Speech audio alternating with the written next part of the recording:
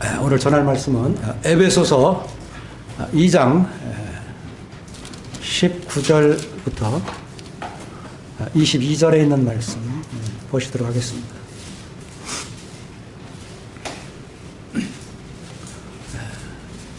에베소 2장 19절부터 22절까지입니다. 우리 다 같은 목소리로 함께 읽겠습니다. 시작. 그러므로 이제부터 너희는 외인도 아니요 나그네도 아니요 오직 성도들과 동일한 시민이요 하나님의 권속이라. 너희는 사도들과 선자들의 터 위에 세우심을 입은 자라. 그리스도 예수께서 친히 모퉁이돌이 되셨느니라. 그의 안에서 건물마다 서로 연결하여 주 안에서 성전이 되어가고 너희도 성령 안에서 하나님이 거하실 처소가 되기 위하여 그리스도 예수 안에서 함께 지어져 가느니라. 오늘 말씀의 제목은 성령 안에서 지어져 가는 하나님의 처소와 같은 제목으로 말씀을 나누도록 하겠습니다. 여기 19절에 보면 여기에 그러므로라고 해서 2장에 나와 있는 결론을 여기에서 맺고 있는 것을 봅니다. 그러므로 이제부터 너희는 외인도 아니요 나그네도 아니요 오직 성도들과 동일한 시민이요. 여기에 시민이라고 하는 이 말씀은 이것은 바로 하나님의 나라의 백성, 하나님 나라의 시민권자다. 이와 같은 말씀을 우리에게 가르쳐 주고 있습니다. 그 다음에 후속으로 너희는 하나님의 권속이라. 하나님의 권속, 하나님의 이 가족, 이것은 무엇을 의미합니까? 이것은 바로 하나님의 우리가 가족이다 하는 것을 우리에게 가르쳐 주고 있습니다. 그리고 이제 20절에서 22절까지 보면 거기에 하나님의 성전 그리고 하나님이 거하실 처소 이렇게 말씀하고 있습니다. 오늘은 이 세 가지, 이 19절에서 22절까지 우리에게 주고 있는 말씀은 하나님의 나라의 시민권자다, 하나님 나라의 백성이다 하는 것과 너희는 하나님의 가족이다. 그리고 세 번째는 하나님이 성전이 되어간다. 그리고 하나님이 거하실 처소가 되어간다, 지어져 간다 하는 것을 우리에게 가르쳐 주고 있습니다. 결론적으로 말씀드리면 이것은 이 에베소의 가장 중요한 주제, 이것은 바로 교회라고 하는 것입니다. 왜 하나님이 이 교회를 세우셨고 그 목적이 무엇인지 여기에서 우리가 가르쳐주고 있는 거예요. 그리고 성도들이 교회에서 어떻게 행해야 할 것인가, 이것을 가르쳐주는 것이 이 에베소서에 지금 우리들에게 주는 중요한 주제입니다. 1장에서는 하나님께서 우리를 택하셔서 하나님의 아들들이 되게 하셨다. 그리고 그 풍성한 은혜로 우리 주 예수 그리스도의 피로 우리를 구속하셨다.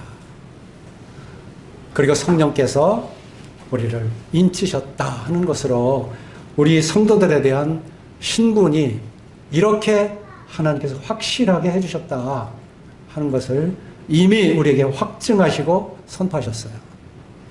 그리고 2장에서 1절부터 10절까지 예수님을 우리가 믿게 된 전과 후의 모습이 어떻게 달라졌는가. 그 전에는 허물과 죄로 죽었었고, 그 다음에 공중권세자분들의 공중권세자분들의 종노릇을 했고, 또 근본적인 죄악을 가진 그러한 자들이었다. 그런데 하나님의 그 큰 사랑을 인해서 우리를 살리시고 일으키시고 하나님의 우편에 올리셨다. 참 안치심으로 인해서 우리를 끌어올리신 이 하나님의 큰 사랑에 대해서 우리에게 말씀해 주셨습니다. 그리고 2장 중반에 11절부터 18절까지 지금 본문 말씀 이전 여기까지 보면 여기에는 유대인과 이방인들이 그동안 이거 완전히 이거는 서로 합칠 수가 없는 물과 기름 같은 존재였어요. 그런데 이제 그리스도의 피로 서로 그 하나가 되고 담이 허물어지고 그리고 십자가로 인해서 이제 서로 화목해지고 그리고 이제 이 유대인과 이방인이 하나가 돼서 이제 하나님 앞에 이를 수 없었는데 이제는 하나님께 나아감을 얻게 됐다. 우리 2장 18절 다 같은 목소리를 한번 읽어보겠습니다. 시작. 그러므로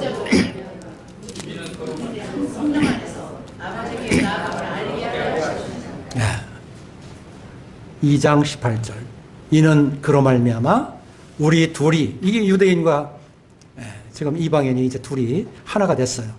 그래서 한 성령 안에서 아버지께 나아감을 얻게 하려 하시리라. 이제 나아가는 그런 존재가 되었다고 하는 것이죠. 그리고 이제 그러므로 여기서 나옵니다. 그러므로 이렇게 되었기 때문에 이제는 서로 하나가 된 이와 같은 몸으로 이제는 하나님께서 거하실 처소 그곳으로 이제는 우리가 이제 그 안에 거하게 되고 그 하나님이 거하실 처소가 되게 하기 위해서 우리는 이제 계속 지어져 간다. 이것은 교회 한 지체 머리 대신 주님과 몸된 교회 교회로서의 이 지체로서 이제 이 성전과 하나님이 거하실 처소가 이제 이와 같이 지어져 가는 것이죠. 그 구성원은 누구라고요?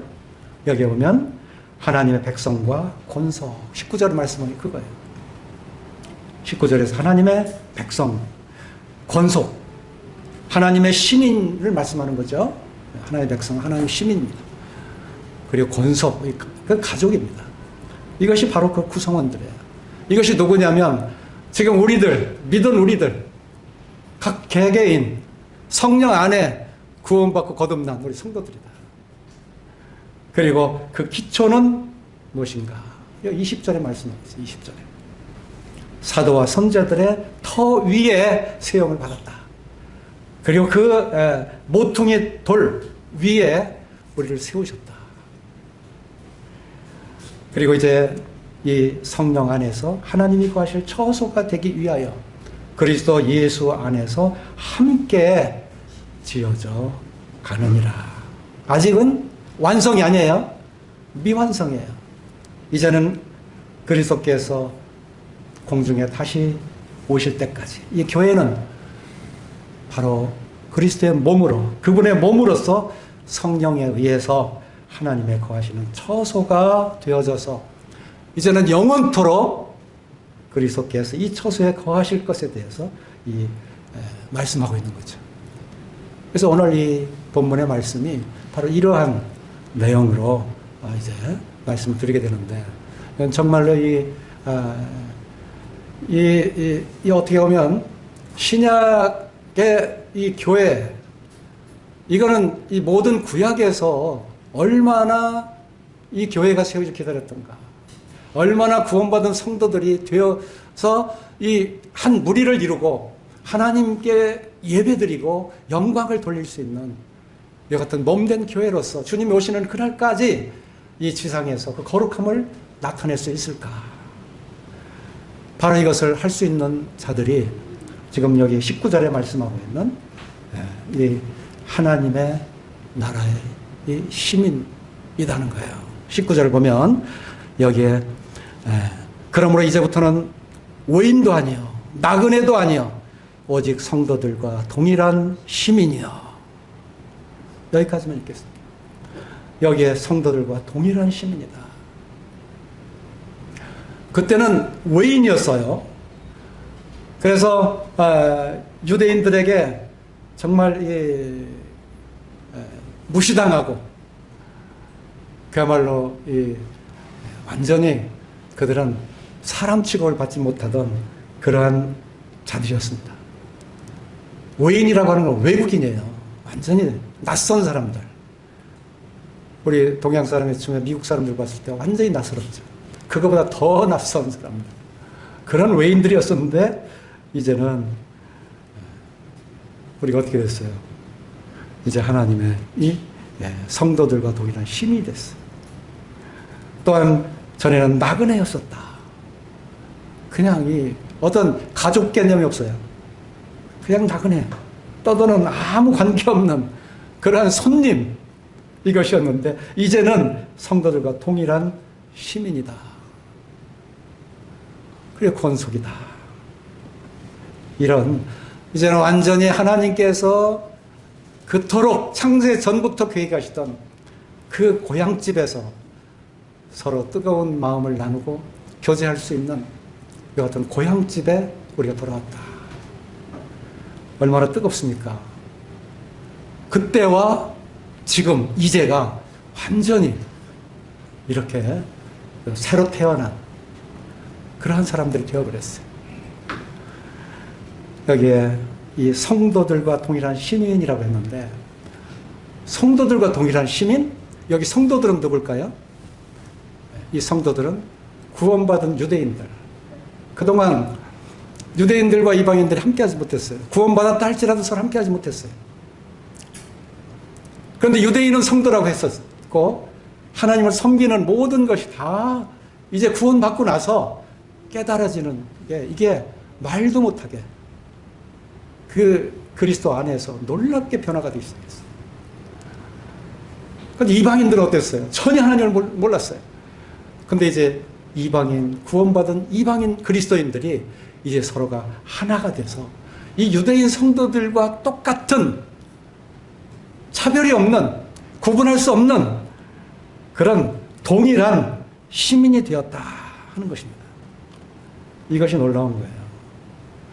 그래서 에베소의 말씀에 그 단어가 딱 우리 기억할 게 있는데, 여기에도 지금 19절에서 이제부터 너희는 이라고 했어요. 너희는.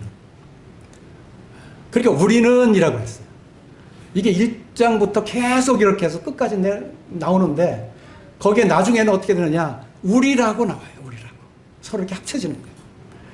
그래서 이 너희라고 하는 것은 이방인 그리스도, 이방인들이었어요.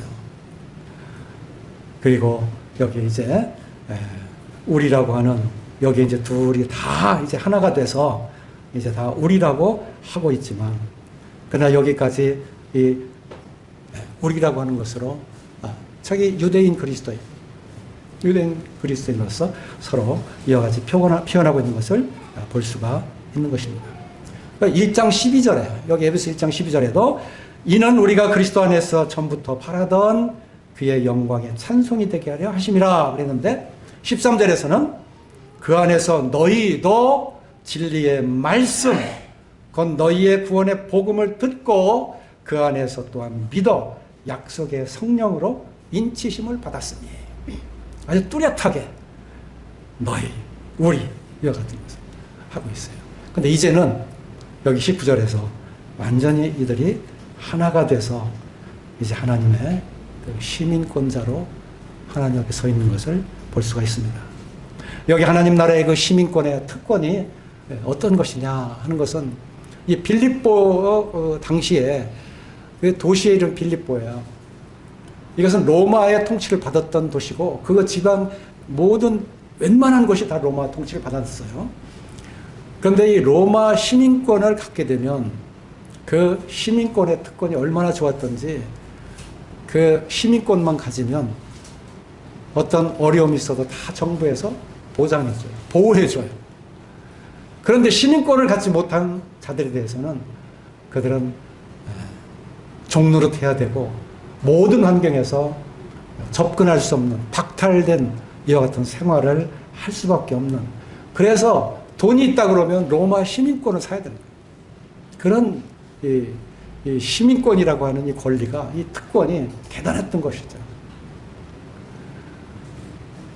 그런데 우리는 이 로마 시민권보다 더 좋은, 비교할 수 없는 하늘의 시민권을 가진 자들이다.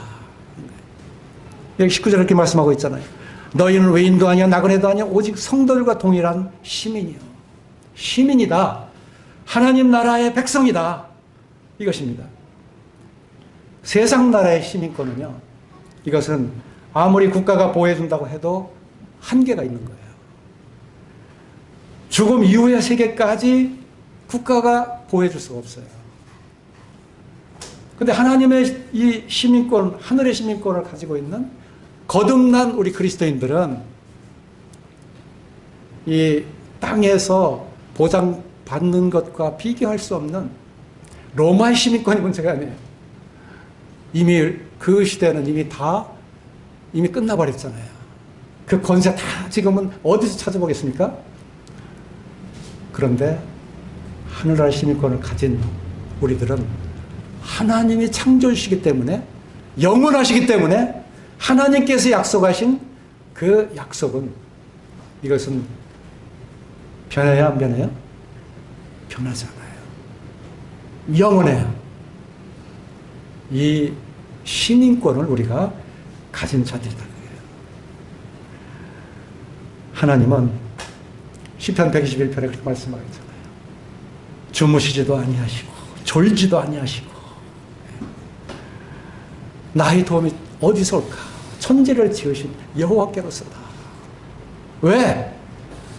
그분은 졸지도 않고 주무시지도 않고 나를 지키시는 그러한 분이기 때문에 그렇습니다. 이 영원한 분, 우리가 죽어도 끝까지 다시 함께 하셔서 우리를 살리시고 하나님 우편에 앉히셔서 끝까지 그 모든 영광을 함께 하실 분, 이것이 바로 하늘나라의 시민권을 가진 사람들의 그 위대함이라고 할까요? 이 세상에서는 가질 수 없고 바랄 수도 없고, 지금 이 권리는요, 이 특권은, 이것은 굉장한 것입니다. 이제 하나님께서 씨를 심으면 그대로 진리를 낳듯이 하나님의 말씀에 씨로 심겨진 자는 하나님의 말씀대로 그와 같이 반드시 되어집니다. 하나님은 거짓말하시는 분이 아니세요.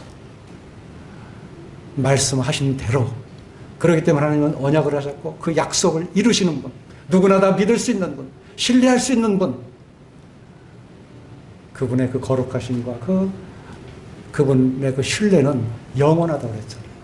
지금까지도 변하지 않았지만 앞으로도 변하지 아니하신 분.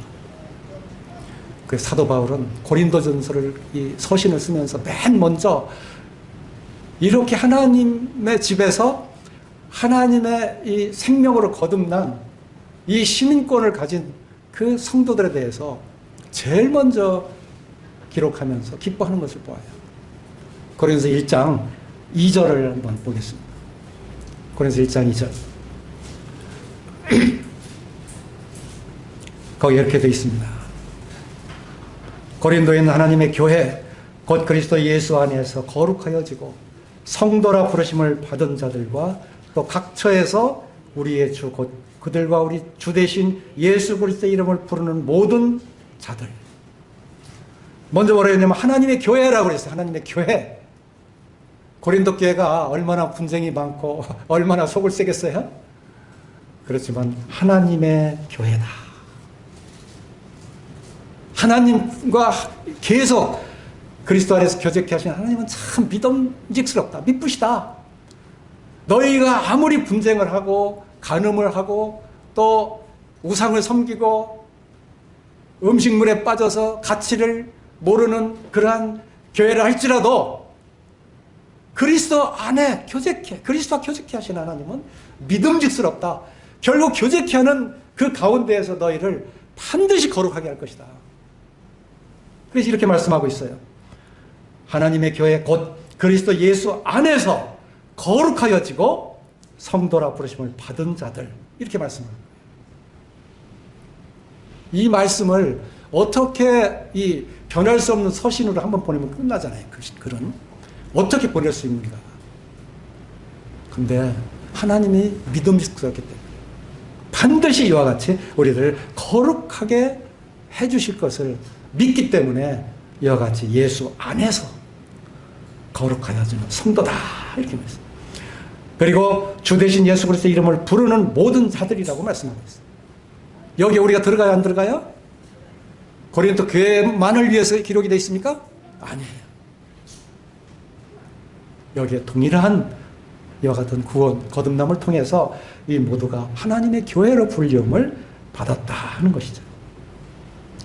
이렇게 하나님의 부름을 받고 지금 이 시민권자로 누리는 우리가 드리는 예배 있잖아요. 찬양과 기도 있잖아요. 이게 얼마나 엄청나고 영광스러운 그와 같은 사건인지요. 그리스도께서 오시지 않았으면 이런 일이 생길 수가 없어요. 구원받을 수도 없고 그 피로 구속고 죄사함을 받을 수도 없고 부활에 이르는 이와 같은 놀라운 이 영광의 역사를 우리가 전혀 기대할 수 없는 그런 것이라는 거예요. 그런데 바로 우리 주님을 통해서 우리가 바로 하늘나라의 시민권을 가진 바로 이 위대함, 이 놀라움. 그래서 참 이 한 말씀 한 말씀에 이 에베소 기록된 이 말씀들을 사도 바울이 표현한 것을 보면요, 너무 가슴 벅찬 그 같은 감동이 여기 담겨 있는 거예요. 우리가 여기에 같이 여기에 동참해서 우리가 어떠한 지금 특권을 누리는 자들인가. 그리고 또 이제 그 다음 19절 그 끝부분에 이제는 뭐라고 했어요? 하나님의 권속이라. 하나님의 권속. 이 하나님의 권속, 하나님의 가족이다 그런 얘기예요. 하나님의 가족.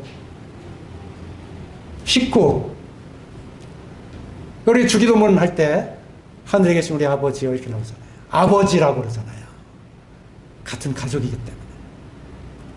우리 에베소 1장 5절에 보면 이렇게 말씀하고 있어요. 1장 5절에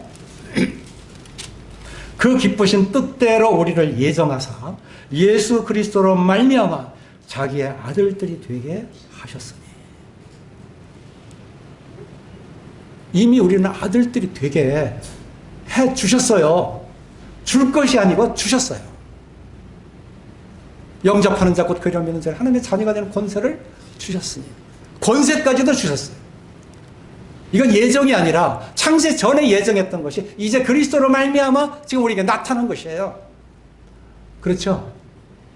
그러니까 우리는 현실적으로 이것을 우리가 인식해야 되는 것이죠. 그 사도 바울은 이렇게 기도합니다.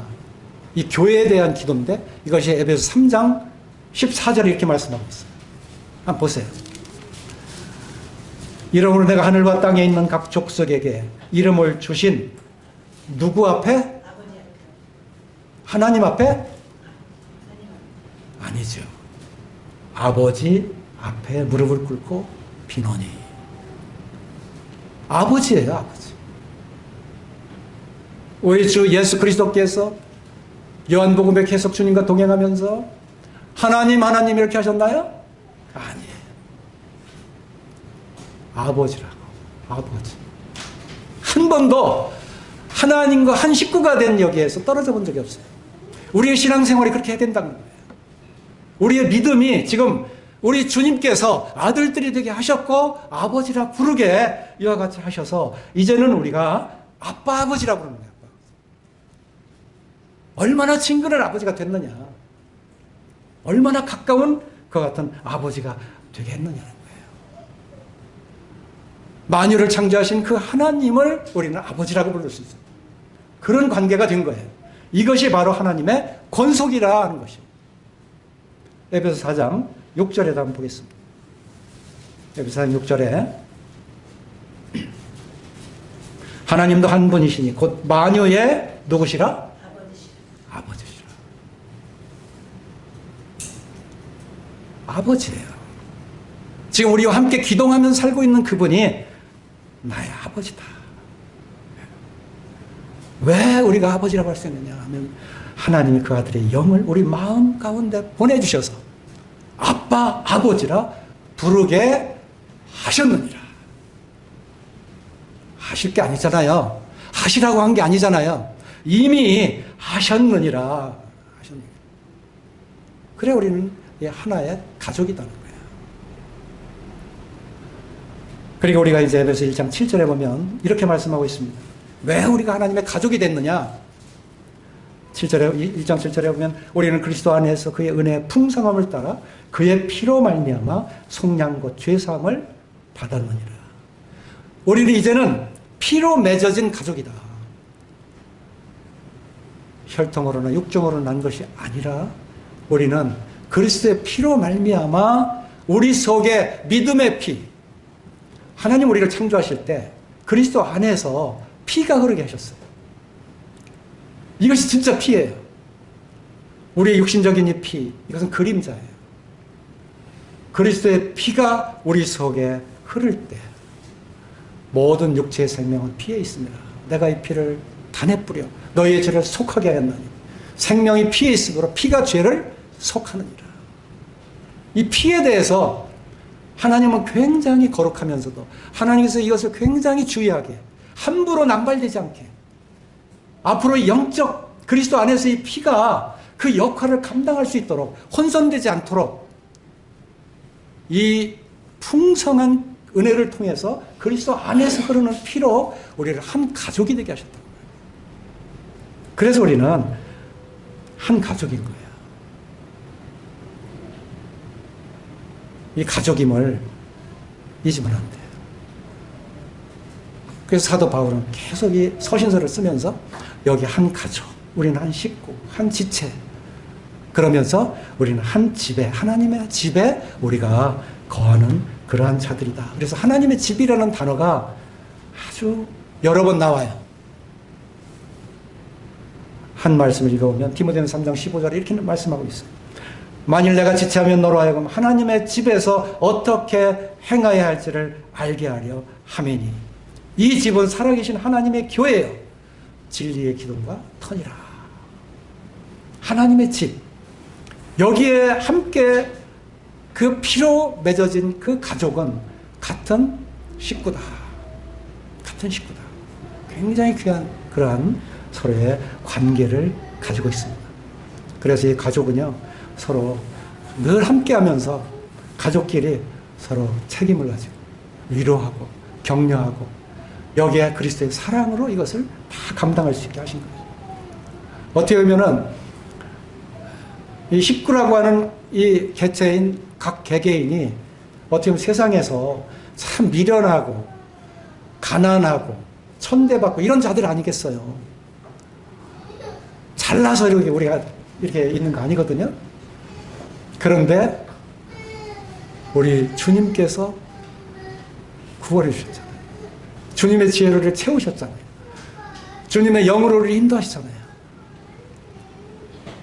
이 하나님께서 한 가족이기 때문에 그러한 중에 우리의 그 못난 부분, 우리가 서로 부딪히고 서로 시기하고 미움을 갖고 하는 것들이 이 교회 안에서 우리가 이것이 계속 다듬어져 가는 거예요. 이게 교회인 거예요. 이게 한 식구인 거예요. 한 가족인 거예요.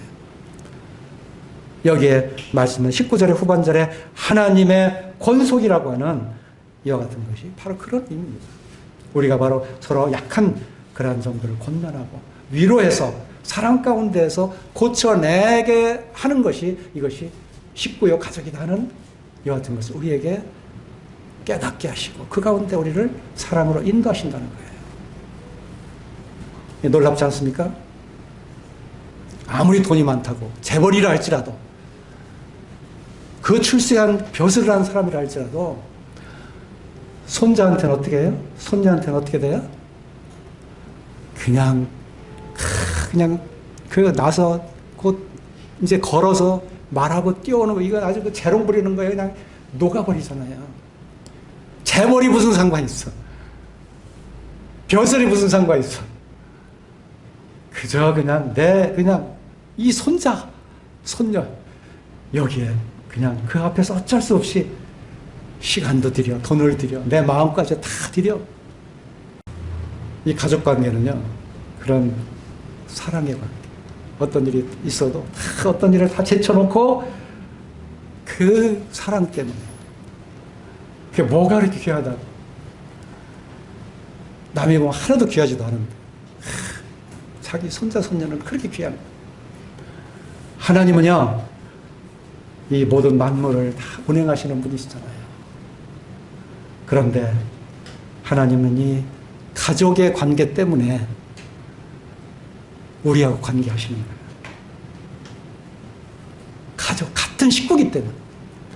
하나밖에 없는 그 아들을 우리 때문에 주셨고, 창세기에서 보면 야곱이 그렇게 사기꾼 노릇을 하고 그렇게 참 비인간적인 그런 노릇을 한다 할지라도 하나님은 그냥 그 야곱을 그냥 쫓아다니면서 그래 내가 그곳에 간다고 가. 그래 내가 너 함께 할게.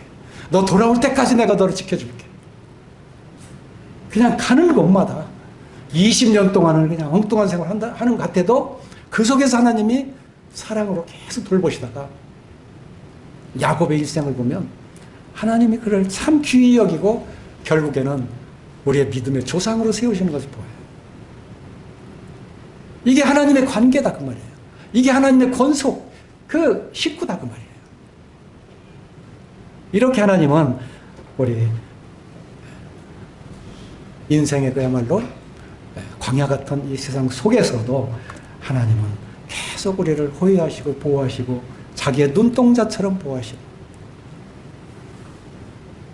참 우리 인생을 생각할 때 하나님의 사랑을 생각하면 돌이켜보면 이건 참 말할 수가 없어요. 어찌 그리 젊었을 때부터 택하셨으면 끝까지 보장하시고 끝까지 책임있게 우리를 인도하시는지. 이건 참 놀라운 일이라고 하는 것입니다. 이것이 바로 하나님의 권속이다. 그리고 이제는 20절에 보면 너희는 사도들과 선자들의 터 위에 세우심을 입은 자라 그랬어요.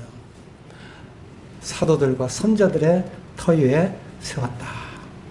여기 20절부터 22절까지는 하나님의 성전을 말하고 있는데 여기에 이제는 이 기초, 이 하나님의 이 사도들과 선자들로 인해서 이 기초를 하나님의 말씀으로, 그 복음의 그 가르침과 교훈으로 다시 세워주신 이와 같은 것을 볼 수가 있어요.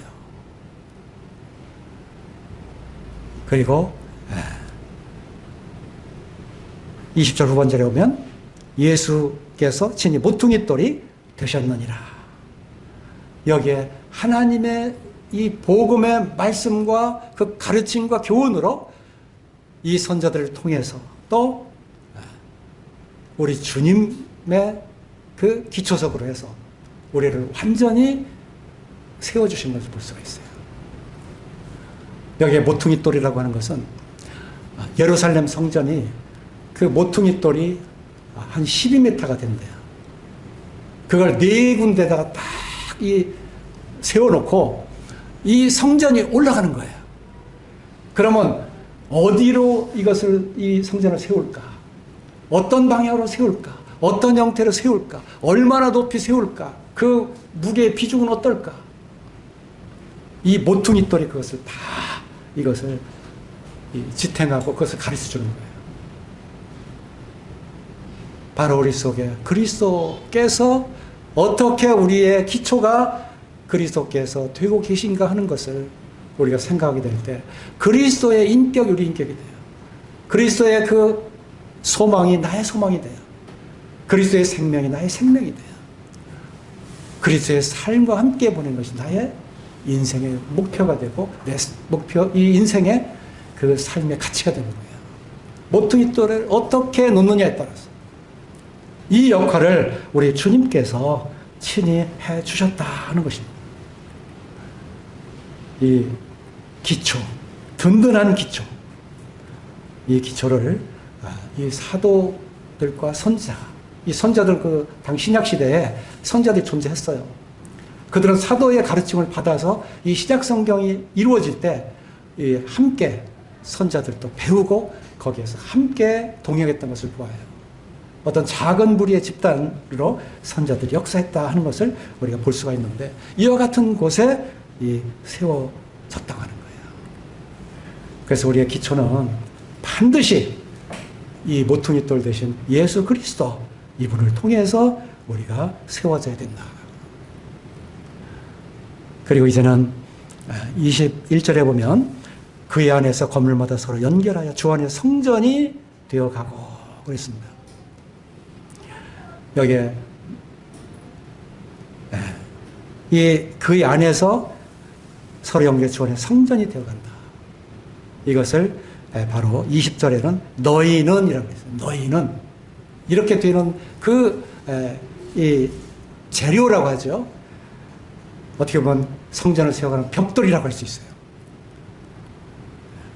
이 건축을 보면 거기에는 시멘트와 벽돌과 거기에 나무와 뭐 여러 가지가 들어가잖아요.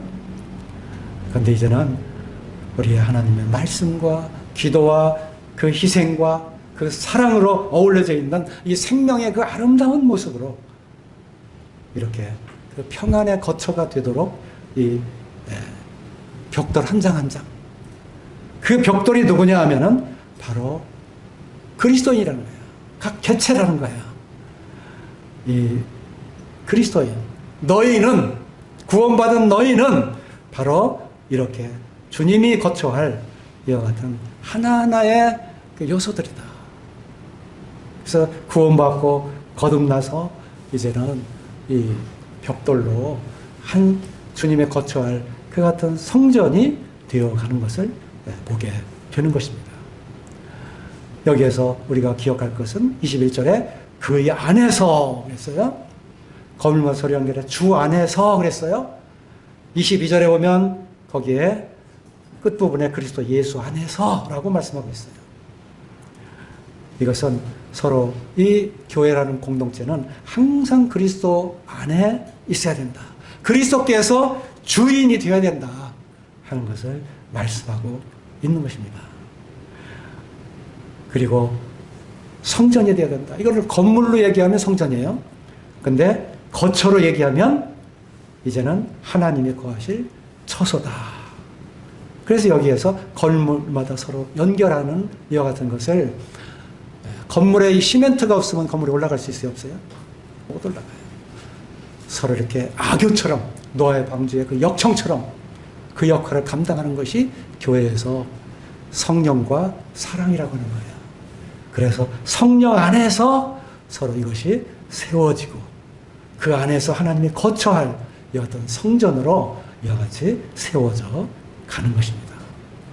이 하나님의 성전, 이것은 하나님께서 그 안에 거하실 것이고 이것은 하나님의 소유고 머리가 되시고 몸이 되는 이제 훗날에 영원토록 하나님께서 함께 하실 곳, 이것이 바로 본문 22절에 너희도 성령 안에서 하나님이 거하실 처소가 되기 위하여 그리스도 예수 안에서 함께 지어져 가느니라. 이제 새하늘 이 새 땅에는 그때는 성전을 볼 수가 없을 거예요. 왜 그런지 아세요? 요한계시록에 보면 22절에서 21장 22절에서 성 안에서 내가 성전을 보지 못하였으니 이는 주 하나님 곧 전능하신 이와 및 어린 양이 그 성전이심이라. 이제 이 완전한 성전이 이제 그때 이루어지는데 지금 이 땅에서는 우리는 성전으로 지어져 간다고 하는 것입니다.